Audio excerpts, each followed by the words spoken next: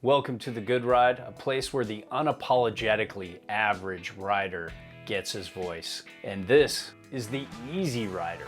We've got a wide for Davey, a regular for myself, and in a time of so many directional rides, it's nice to see a few more twins coming back here and there. And I rode this primarily with Union Atlas, Ride Fuse, Nidecker Rift Lace, and Burton Kendo at the beginning of the season, and got this mostly on groomers. I didn't really want to ride this in powder because I have so many directional boards, and that's what I like to ride in powder. I rode this board with my Burton Ion boots, Union Force bindings. I got it out mostly on groomers and like a hard pack day, but I did take it out for a little bit in about like a half foot, 8 inches of powder. To give you a short summary, this is a chill, easy riding, triple camber, Never Summer twin. It's in that same world as the Fun Slinger. The triple camber technology feels a little more stable underfoot. It doesn't quite have that camber pop and spring that the Shockwave and Ripsaw camber profile does, but it provides a little more stability, a little more grip, and just a little bit more of an easy ride. This isn't the best board for setting back and getting directional float in powder, but it does everything else very well if somebody's looking for a one board quiver. Yeah, this board's fun, playful, poppy, and dynamic, easy to control and take wherever you want, and it definitely isn't the hardest charger out there, but that's not a bad thing. It just depends on your riding style. So when it comes to sizing, this 154 felt really good for me, but if I were to own one, I'd probably go up one size because I'm more of a mountain rider than a park rider. But if you're feeling more park, then size down a little bit and go 54 if you're like my specs. I was on the 160 wide. I thought it was a great size. This thing's definitely comfortable. When it comes to this shape, the camber profile, the overall on snow feel, this is a twin and you feel it. You're centered on board, but then you factor in the camber profile, which is very unique. It's called triple camber technology. Basically, you have a very small camber well before the bindings, then going into early rise with a mellow, more elliptical camber that kind of reminds me of their old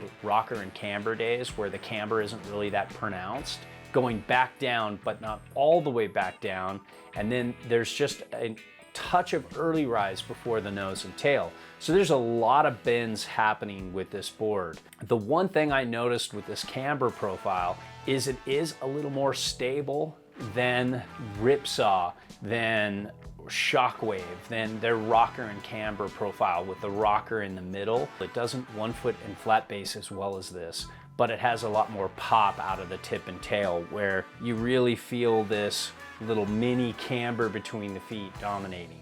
But it isn't as stable as most hybrid camber boards that have camber between the bindings and then early rise after. It's kind of in that in-between world. It's an interesting feeling, and some will like it, some won't. It can feel a touch more catchy, but this Easy Rider I thought was overall forgiving, and I'd say beginner to experts. It might just be a touch more catchy than the Proto Slinger.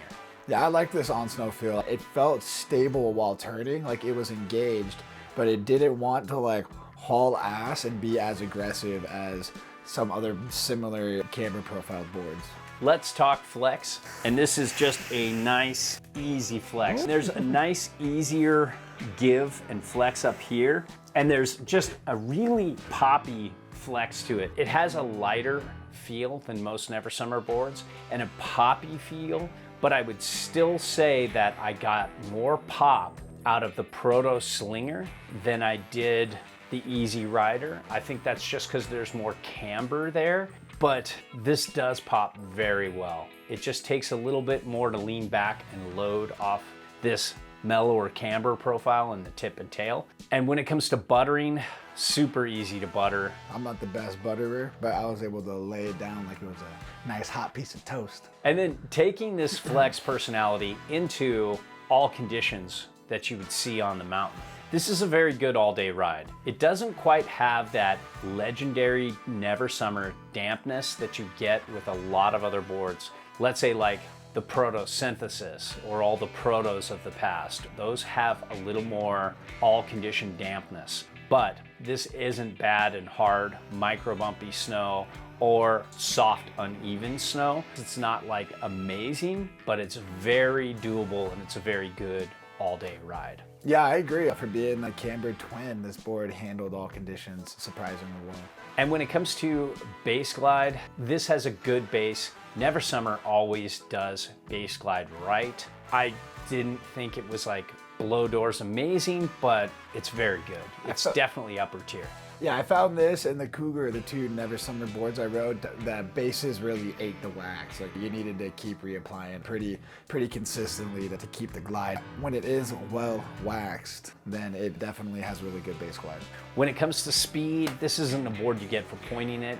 You can handle a modest straight line, but it is an easy rider, and that name is very appropriate in this situation.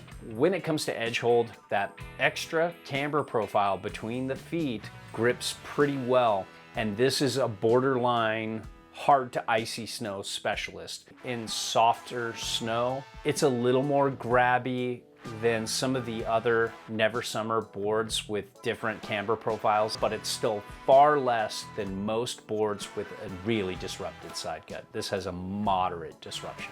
And when it comes to turn initiation, this little 54 just turned like a cheetah for me. It was super easy back and forth. If I went up to the next size, probably a 157, it would still be medium fast, and I liked its turn initiation. When I got it on edge and I went into a carve, this triple camber technology doesn't really shine as much as Shockwave and Ripsaw in that particular situation, or the Cougar triple camber technology. This is not the hardest carver. I feel like you're not really engaging that much camber here at all. It's almost like a flat spot. And then in the tip and tail, you're not really engaging that camber there either. It's a mellow camber that's mostly pointed up. I didn't feel like I could engage the tip and tail as easy as I could with Shockwave, Ripsaw, and the other camber profiles like that. So it's all personal preference. Some people might enjoy the triple camber carve, but for me personally, I'm a little more into Ripsaw, Shockwave, and the other stuff. I thought this board had a pretty nice turn. I was pretty surprised. I thought it did all different size turns pretty well. Like it did across the groomers, and it did tight ones and little S turns, and I was really happy with the turning experience on this. If you're carving and looking to like really lay an edge and get that speed out of the turn, not gonna be the best. But if you're just kind of cruising and you want to lay a couple deep trenches, it's definitely gonna do that. And when it comes to powder, this isn't a board you set back in powder. It's a twin with a centered stance. There's very little setback on board. It's a board you ride centered. If you want a board that you can set back in powder, look to another board in Never Summer's line that has setback. But as far as it goes for powder float for a twin, not bad. At least that's what Davey said. Yeah, the powder was definitely not bottomless. When I rode this thing, it was like around a half a foot, maybe wind blown a couple more inches into the goalies. And I think if I was in deeper powder, I would have for sure been going nose over and tomahawking all day. So when it comes to switch riding, very doable either way. When it comes to park riding, that's past me nowadays. But this isn't a bad board for jibbing, for hitting a kicker. Yeah, I thought this board was comfortable getting air. When I had it, it was a little too icy for me to really want to take it off any jumps in the park, but the side hits and natural features that I had when I was taking this out in a few inches of powder, very comfortable. I thought the tail laid into a landing really nice and absorbed your impact if you didn't land perfectly. And overall, I think those who want a little more stability than you get from Rocker and Camber, Ripsaw, and Shockwave, you're willing to sacrifice a little spring out of the turn, a little more of that camber feel that you can get from leaning into the back, to the tail and the nose. But you're getting that stability, you're getting a little extra edge hold. I'm personally a little more preferential to Ripsaw and Shockwave and their newer triple camber technology that's more like hybrid camber with some passive bends throughout the board.